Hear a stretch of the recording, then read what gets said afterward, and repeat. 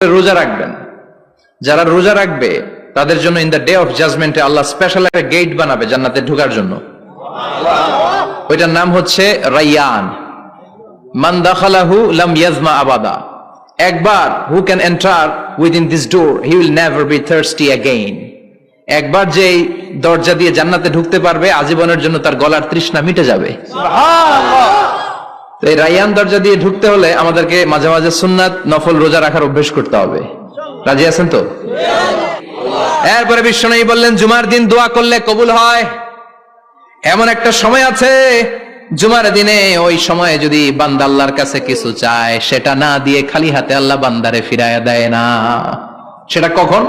অনেক ইখতিলাফ আছে। বেশিরভাগ মুহাদ্দিসিন বলেছেন জুমার দিন আসরের নামাজের পর থেকে মাগরিবের আগ পর্যন্ত, বিশেষ করে মাগরিবের আগের আধা ঘন্টা, এই সময় আল্লাহর কাছে বান্দা যদি কিছু চায় এই দোয়া আল্লাহ ফিরিয়ে দেয় না। বিশ্বনবী বললেন সূরাতুল কাহফ যে তেলাওয়াত করবে ইয়াকুনু লাহু নূর। এই সূরাতুল কাহফ কিয়ামতের দিন তার সামনে বিশাল একটা আলো হয়ে আসবে। এই আলো দিয়ে পুলসিরাত পার হয়ে ওই বান্দা জান্নাতের ভেতরে ঢুকে যাবে। আবার বিশ্বনবী বলেন যারা সূরাতুল কাহফের প্রথম 10 আয়াত তেলাওয়াত করবে জুমার দিন, শেষের 10 আয়াত যারা জুমার দিন তেলাওয়াত করবে, দাজ্জালের ফিতনা থেকে তাদেরকে মুক্ত রাখবে কে? সুবহানাল্লাহ পড়বেন না? তার মানে বছরের শ্রেষ্ঠ দিন আরাফার দিন, বছরের শ্রেষ্ঠ রাত কদরের রাত, বছরের শ্রেষ্ঠতম মাস রমজান মাস। এবার বলেন সপ্তাহের মধ্যে শ্রেষ্ঠতম দিন কোনটা? বিশ্বনবী বললেন সাইয়্যিদুল আইয়াম, leader of the all days in the week. সপ্তাহের যতগুলো দিন আছে 7টা দিনের সর্দার হচ্ছে ইয়াউমুল জুমা, জুমার দিন। চিল্লায় পড়েন আল্লাহু আকবার। তার মানে বছরের শ্রেষ্ঠ দিন আরাফার দিন, বছরের শ্রেষ্ঠ রাত কদরের রাত, শ্রেষ্ঠ মাস রমজান মাস, আর 7 দিনের মধ্যে শ্রেষ্ঠতম দিন হচ্ছে জুমার দিন। কোন দিন? জুমার দিন। তারপর আল্লাহ বললেন ফাইযা কুদিয়াতিস সালাতু ফান্তাশিরু ফিল আরদি ওয়াবতাগু মিন ফাদলিল্লাহ ওয়াযকুরুল্লাহা কাসীরান লাআল্লাকুম তুফলিহুন। যখন নামাজ শেষ হয়ে যায়, ফাইযা কুদিয়াতিস সালাতু ফান্তাশিরু ফিল আরদ, জুমার নামাজ যখন শেষ হয়ে যায়, জামাতের নামাজগুলো যখন শেষ হয়ে যায়, ফান্তাশিরু ফিল আরদ, জমিনে ছড়িয়ে যাও, ওয়াবতাগু মিন ফাদলিল্লাহ, আল্লাহর কাছ থেকে ফদল তালাশ করো, মানে রিজিক তালাশ করো। কার কথা? আল্লাহ। নামাজ শেষ মসজিদে থাকবেন? কই যাবেন? কথা কোন, জোরে কোন। নামাজের সময় ঢুকবেন কই? নামাজ শেষে যাইবেন কই? আবার বলেন আজান হলে ঢুকবেন কই? আজান শেষ নামাজ শেষ যাবেন কই? কুদিয়াতিস সালাহ ফান্তাশিরু ফিল আরদ, এটা হচ্ছে ইসলামের বিধান। মসজিদে গোল হয়ে বসে থাকার কোনো বিধান নাই। শুধু মুরব্বী যারা কাজ নাই, ফ্যামিলিরে দেওয়ার কিছু নাই, অবসর সময় অঢেল সময় মসজিদে বসে তেলাওয়াত করেন, জিকির করেন, সমস্যা নাই। কিন্তু যুবক যারা নামাজের পরে সমাজকে উপহার দিবা, রাষ্ট্রকে অনেক কিছু উপহার দেওয়ার আছে, তোমার ফ্যামিলির প্রতি অনেক দায়িত্ব আছে, কর্মক্ষম কেউ নামাজের পরে মসজিদে অলস সময় কাটানো যাবে না। বিধানটা কার? ওমর ফারুক মসজিদে নববীর ইমাম, জোহরের নামাজের ইমামতি করলেন, বের হয়ে আসলেন, দেখেন মসজিদের বারান্দায় ইয়ামান থেকে আসা কিছু লোক গোল হয়ে বসে বসে জিকির করে। কি করে? মনোযোগ নাই। কি করে? জিকির করে। উনি চলে গেলেন, আসরের সময় আবার ইমামতিতে আসলেন, আসরের সালাত পড়িয়ে চলে যাচ্ছেন, আবার দেখে গোল হয়ে জিকির করে ওই দল। মাগরিবের নামাজে ইমামতি করলেন, চলে যাওয়ার সময় দেখে সবাই যায়, এরা যায় না, গোল হয়ে বসে বসে জিকির করে আর তাসবিহ পড়ে। এবার ওমরে ফারুক বললেন আসসালামু আলাইকুম। সবাই বলে ওয়ালাইকুম আসসালাম। মান আনতুম, তোমরা কারা?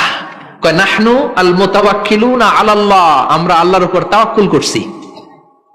তো তাওয়াক্কুল করে যে বসে আছো, তোমাদের ফ্যামিলি নাই, ছেলে মেয়ে নাই, দায় দায়িত্ব নাই, সমাজকে উপহার দেওয়ার মতো কিছু নাই, আর তোমরা যে বসে আছো 3টা বেলা খাইলা কোত্থেকে? না রোজাদা। ইয়ামানি লোকগুলো বলে না রোজা রাখি নাই, খাইছি। ওমর বলল বড় আল্লাহর ওলি খানা করতে আইছে। আমাদের জিকির আর বুজুর্গি দেখে আশেপাশের লোকজন খানা দিয়া গেছে। ওমরে ফারুক বলে তাইলে তো তোমরা মিথ্যাবাদী, তোমরা মুতাওয়াক্কিলুনা আলাল্লাহ নও, তোমরা আল্লাহর উপর তাওয়াক্কুল করনি, তোমরা হচ্ছে আল মুতাওয়াক্কিলুনা বা'দুকুম বা'দা, একে অপরের উপর নির্ভরশীল। যারা খানা দিয়ে যায় এদের উপর তোমরা নির্ভরশীল। তোমরা জিকির করার তাকায় থাকো, বাটি আসে কোন দিক দিয়া? খাবারের প্লেট আসে কোন দিক দিয়া? জোরে কোন, ঠিক কিনা? আল্লাহর উপর তাওয়াক্কুল এটা নয়। আনতুমুল মুতাওয়াক্কিলুন বা'দুকুম বা'দা, এখনই মসজিদ থেকে বের হয়ে যাও। এরপরে কোনদিন নামাজের পর গোল হয়ে বসে থাকতে দেখলে পিটায়া মসজিদ থেকে তাড়াবো। এটা হচ্ছে ইসলামের বিধান। চিল্লায় এখন ঠিক কিনা? ফান্তাশিরু ফিল আরদ। নামাজের পরে কৃষক চলে যাবে মাঠে, ব্যবসায়ী চলে যাবে শপিং মলে, মেম্বার অব দ্য পার্লামেন্ট চলে যাবে সংসদে, সেনা সদস্যরা ঢুকে যাবে ক্যান্টনমেন্টে। চিল্লায় এখন ঠিক কিনা? যার যেখানে দায়িত্ব পালন করার জন্য ছোট, মসজিদে বসে থাকা যাবে? কোন যুবক মানুষ, কর্মক্ষম মানুষ নামাজের পরে মসজিদে বসে বসে জিকির করা যাবে? নামাজে তো সবচেয়ে বড় জিকির। কামাই করা লাগবে না? মেয়ে কোথায় গেল, ছেলে কোথায় গেল, ফ্যামিলির খোঁজ খবর নেওয়ার দরকার আছে না নাই? চিল্লায় বলেন আছে না নাই? বিষ্ণু বলেছেন যদি আমার উম্মতের জন্য কষ্ট না হতো প্রত্যেক নামাজের আগে মেসওয়াক করা আমি ফরজ করে দিতাম। মেসওয়াক ছিল বিশ্বনবীর জীবনের শেষ আমল। এই মেসওয়াক করে বিশ্বনবী শেষ নিঃশ্বাস ত্যাগ করেছেন। আপনার নবী, আমার নবী, ওনার জীবনের সর্বশেষ আমল ছিল কি? সুবহানাল্লাহ কইবেন না? বিশ্বনবী জাইতুনের ডাল দিয়ে মেসওয়াক করতেন। বিষ্ণু বলতেন নি'মা সিওয়াকিয়া জাইতুন ফাইন্নাহু সিওয়াকি ওয়া সিওয়াকুল আমবিয়া মিন ক্বাবলি। জাইতুনের ডালের মেসওয়াক কতই না ভালো, কারণ এটা দিয়ে আমিও মেসওয়াক করি, আমার আগে সব নবীরাই জাইতুনের ডাল দিয়ে মেসওয়াক করেছে। সুবহানাল্লাহ। তেল মালিশ করবেন, বিশ্বনবী জাইতুনের তেল দাড়িতে, চুলে আর গায়ে দিতেন। বিশ্বনবী বলতেন ওয়াদাহিনু ফাইন্না ফিত তাদহিনে বারাকা। তেল খাও, তেল দাও, তেল মালিশ করো, তেলের ভেতরে আল্লাহ বরকত ঢুকাইয়া দিছে। তেল দিবেন তো? জুমার দিনে সুগন্ধি লাগিয়ে যাওয়া সুন্নাত। লাগাবেন? লাগাতে রাজি আছেন? বিশ্বনবী বলতেন এই দুনিয়ার তিনটা জিনিস আমার কাছে সবচাইতে প্রিয়। হুব্বিবা ইলাইয়া মিন দুনিয়াকুম সালাস। এক হচ্ছে আন-নিসা, নারীদেরকে আমি পছন্দ করি। দুই হচ্ছে আতিব, সুগন্ধি লাগাতে আমি পছন্দ করি। বিশ্বনবীর কেউ সুগন্ধি হাদিয়া দিয়েছে, বিশ্বনবী নেয় নাই, এরকম কোন ঘটনা ঘটে নাই। আল্লাহু আকবার। এটা সব নবীদের ছিল। আর সেওয়াক, সব নবীরা মেসওয়াক করেছেন। আতিব, সব নবীরা আতর লাগিয়েছেন। আর নিকাহ, সব নবীরা বিয়েও করেছেন। চিল্লায় পড়েন আল্লাহু আকবার। তারপরে বিশ্বনবী বললেন আল উমরাতু ইলাল উমরাহ। কেউ যদি একবার উমরা করে পরে আবার করলে দুই উমরার মাঝখানে গুনাহগুলো মাফ করে দেয় কে? আল্লাহ। আবার বিশ্বনবী বললেন আল জুমআতু ইলাল জুমআ কাফফারাতুন লিমা বাইনাহুমা। এক জুমার পর থেকে সামনের জুমা আসা পর্যন্ত যে সগীরা গুনাহগুলো হয় সবগুলো সগীরা গুনাহ মাফ করে দেয় কে?